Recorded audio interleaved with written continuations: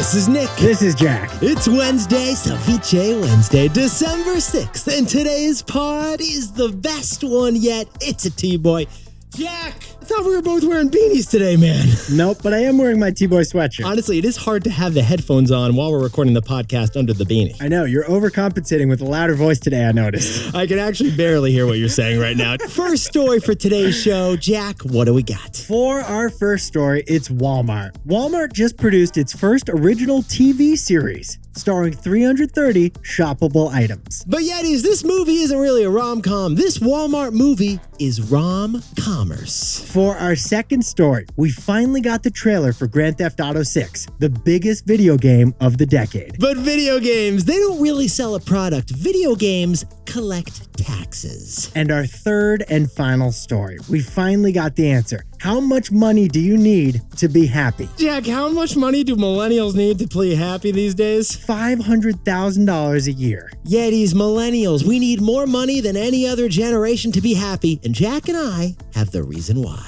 But Yetis, before we hit that wonderful mix of stories. That is a wild mix of stories today, Jack. Yesterday, we launched our T-Boy holiday merch collection. And Yetis, you may have noticed that the theme of our merch drop this year was soft. Everything is super soft. We made all of our merch soft because soft is the theme of the year. Yetis, get this. The top-selling toys this year aren't just any toys. It's the softest toys. The softer and squishier the toy, the greater and bigger the sales. Yeah, the more you can rub that toy up against your cheeks, the more likely that toy is to sell. Here's the numbers from the Wall Street Journal. Overall toy sales are down by 8% this holiday season. But plush toy sales are up by 4% this holiday season. If plush doesn't speak to you, call it the teddy bear effect. We want toys that we can hug. You're not buying Hot Wheels. You're buying huggable hamsters this year. Forget the Barbie dolls. You want Barbie's cashmere duvet. Even Beanie Babies are stuffing their babies with more cotton than usual. Yetis, the next time you buy a Beanie Baby, ask for the thread count. It's like a nice linen sheet, that Beanie Baby. And guess who's buying all these extra stuffed, super soft toys? Jack, who's buying all these super soft toys right now? Adults. Yeah, it's the adults. Specifically, it's the kidults. Kidults. Adults who play with toys. Because 25% of plush toys are being bought by kidults. You bought a Paddington Bear doll for your next Zoom call. So for the toy makers, we're seeing an arms race out there. For the softest toy. And we're seeing ruthless competition up there. For the squishiest gift. And Hasbro is going hardcore this holiday season. For soft, squishy love. So Yetis, if you're at Duncan's Toy Chest this weekend, remember, just ask them to escort you to the softest aisle. If you're at FAO Schwartz, you want the fuzziest doll. If you're checking out and that thing can't be stuffed on your chest and make you feel nice, warm, and cuddly,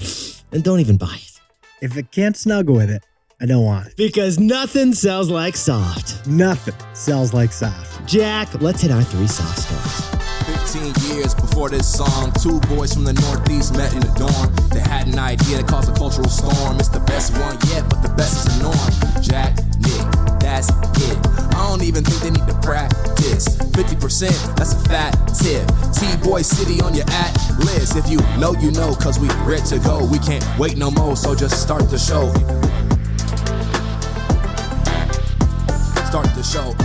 For our first story, Walmart just launched an entire TV series just to sell you stuff. Walmart is getting into TV. Walmart's doing TV. It's not a rom-com, it's Rom-Commerce, and it marks a new era of entertainment. Yetis, we have all seen the Hallmark Channel TV rom-com, haven't we, Jack? The girl moves from the big city back to her small town and bumps into the boy from her childhood at that lumberjack Christmas tree farm. But the local bakery is about to go out of business, so what do, Jack? They make a cake, they win the pie competition together, they save the local bakery, and start a relationship. 1 week later, they're married, and he doesn't even know her middle name. You've seen this movie a dozen times. I don't even care what it's called. But Walmart doesn't care because Walmart just launched their own version of a Hallmark movie. It's a Walmart romantic TV series. We're talking a 23-episode TV show. It's holiday themed. Jess and Javi, they reunite in their hometown. And a spark is ignited. You can watch on TikTok, on Roku, and on YouTube. There's the big question. Will Jess and Javi find true love in one weekend? And will they win that pie competition? The name of the series, which is produced by Walmart, is Add to Heart. Add to Heart is the name of the series. That sounds like... Add to Cart? It does sound like Add to Cart, doesn't it? The sequel is Confirm Purchase. Yetis, this show is called Add to Heart, and there's a funny reason why. Here's how Walmart describes it. We're bringing together two of your favorite holiday traditions this holiday season. Watching rom-coms and shopping. Because this isn't just a TV show. It's one giant 23-episode long product placement. Yetis, this is what Jack and I found fascinating about this story. The star of this Walmart TV show is Walmart products. Add to Heart features over 330 different shoppable products that are all sold at Walmart. Yetis, this isn't a rom-com. This is Rom-Commerce. Like the supporting role isn't an actor. It's a sweater. The supporting actress is that cute candle over there. Because here's the key. You can buy the Walmart items that you see in every single scene with the remote control that you're using to watch the show. So as Jess is getting ready for that first date, she's applying some e.l.f. Beauty eyeliner. You can click to buy that e.l.f. Beauty eyeliner from Walmart. And as Javi preps for that pie competition by seasoning his cast iron pan. You can click to buy that pan from Walmart. Or when Javi proposes in the final episode. If he proposes. Spoiler alert. I'm sorry. I'm sorry, everybody.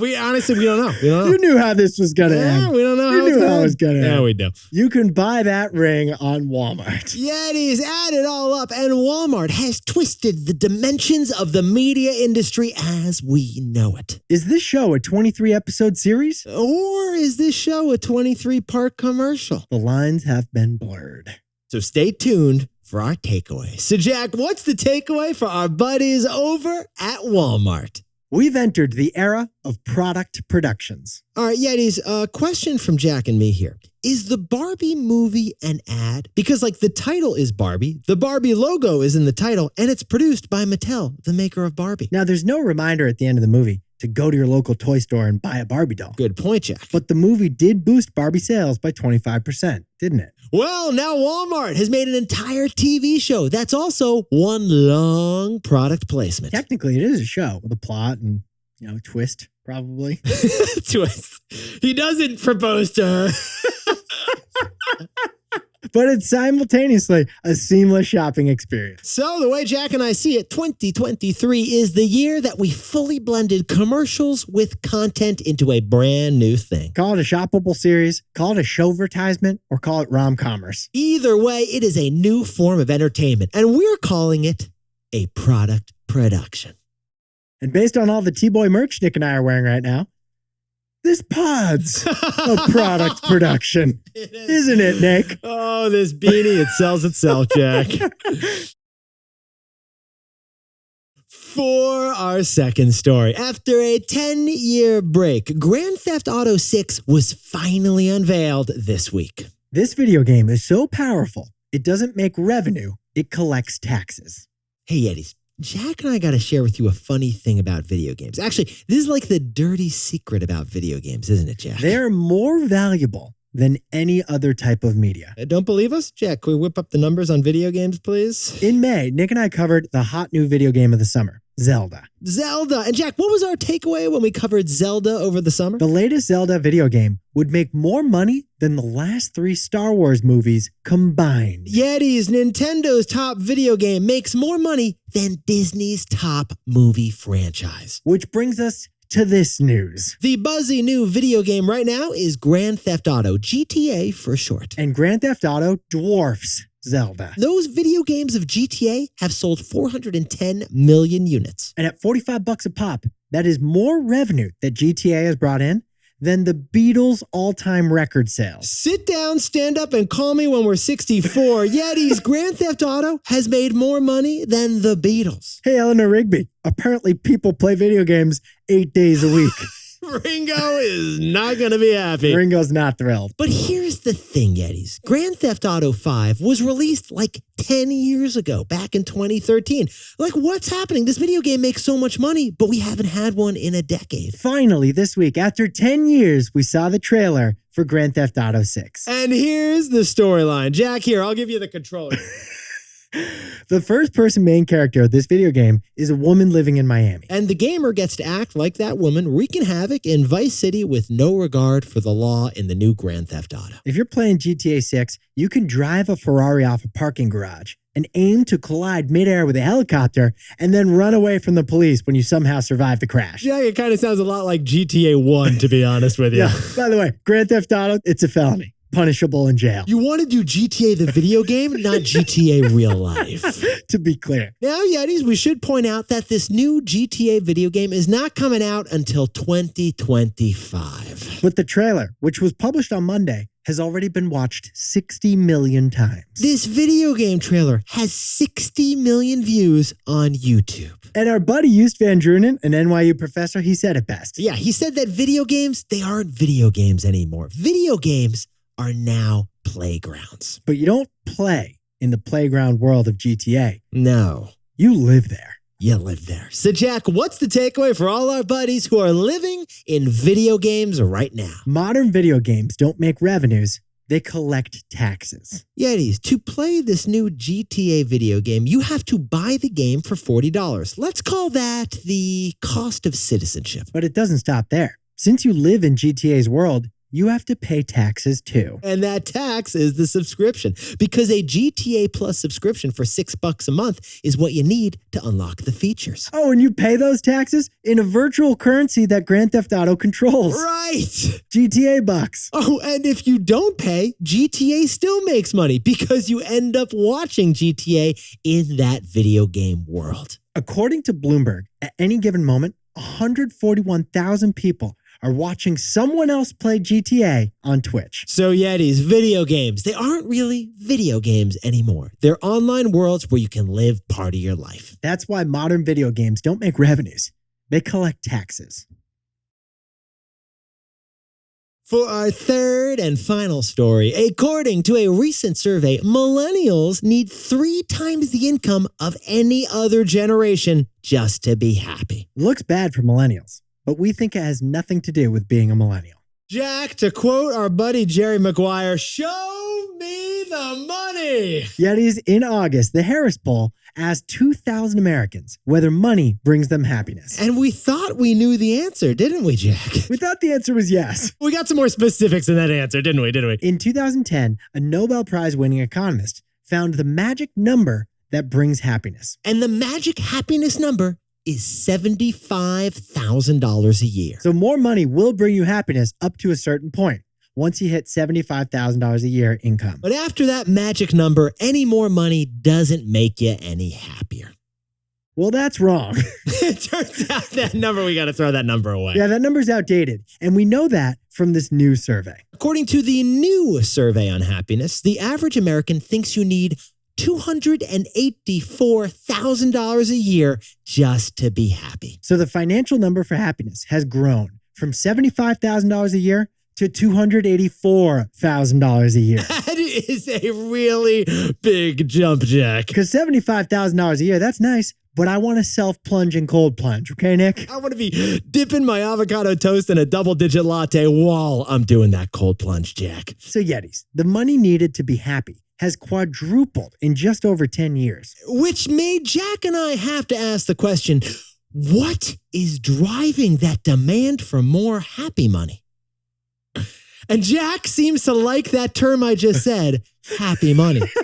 The cause is us. It's millennials. Us. Yetis, the reason why is millennials. The Harris poll showed that millennials had their mind on their money and their money on their mind more than any other generation. Get this, Yetis. Millennials required triple the income demanded by any other generation just to be happy. So how much income does a 35-year-old like Nick or me need to be happy in America? What's the number, Jack? $525,000 a year, according to this survey. $525,000 a year. Yetis, we repeat, Millennial Millie needs 3 times the income of Boomer Bob just to be happy. Yeah, this survey shows that younger Gen Zers, they don't need nearly as much money to slay as millennials do. And older Gen X and Boomers, they're chilling in Del Boca Vista. They also don't need as much income as millennials do. So we gotta ask, why are millennials so money-focused compared to everyone else? We gotta ask, why do we want 3 times more money than any other generation? Are we insecure? Are we materialistic? Or are we just thirsty for our own espresso machine in our own kitchen? Did Alex ask for an espresso machine on her Christmas list this year? Again.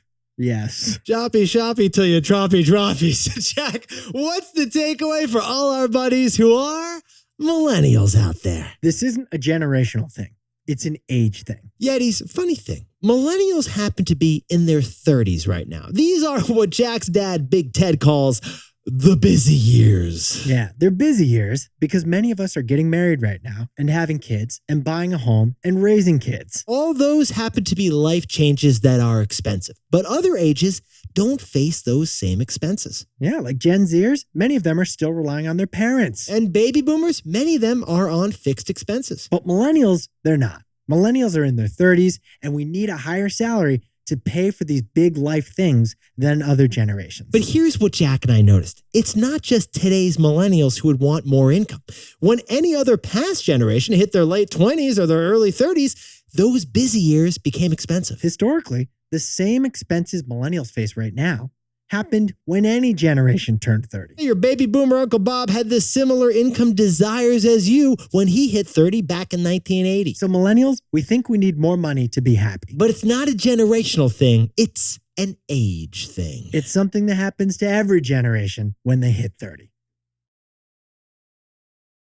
Jack, can you whip up the takeaways for us for Ceviche Wednesday? Walmart just produced their first original TV series, and it stars 330 shoppable items. Rom-Commerce. It's a new form of Hollywood entertainment. We call it a product production. For our second story, after 10 years, we finally have the trailer for the next Grand Theft Auto. Because Yetis in modern video gaming, they don't make revenue, they collect taxes. And our third and final story. According to the Harris poll, the average millennial thinks a $500,000 salary is needed for happiness. Don't blame us. Do not blame us. It is not a millennial thing. This is an age thing. You did the same thing.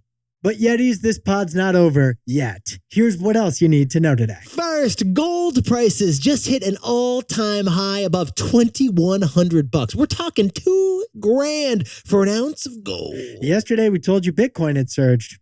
Gold is surging too. And second, speaking of surging, Apple stock just closed at a record high. The value of Apple is now at $3 trillion. It's all thanks to Govember. The stock market rose 9% in November, and they're starting off December real nice too. And finally, the Oxford Word of the Year for 2023 is Riz. It comes from charisma, and according to our intern, that roughly translates to style, charm, or attractiveness. Riz is the ability to attract a romantic partner. Jack, can you use it in a sentence for us, please? No.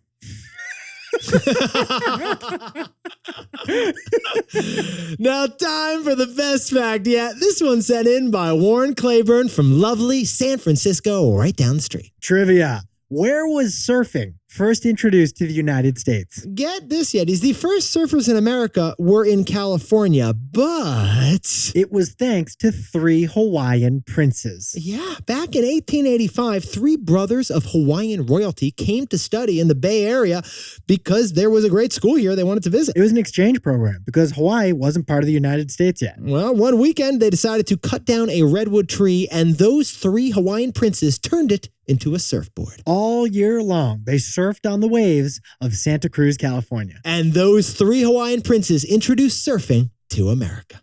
The original Beach Boys. Nice. Nice. Yetis, you look fantastic over there. Jack, you're looking... How do I look? Yetis. How do I look? You're looking great. You are looking fantastic. Tomorrow, you're going to wear the beanie. Yetis, if you haven't yet, you got to check out the merch on our website. We just dropped the holiday edition. It's fantastic. Yeah, we're really proud of this stuff. I'm wearing it my 3rd day in a row. Full disclosure. Jack, I'm wearing the one you left at my house. It smells like me, doesn't it? It does smell like you. It's kind of like I'm podcasting with you. Yetis, the merch looks beautiful. The crew necks are stunning. The beanies are wonderful. We got new hats, new shirts. It's a great holiday gift for any bestie or yeti. So besties, shoppy till you droppy at TBOY-pod.com. Nick and I will see you tomorrow. Can't wait.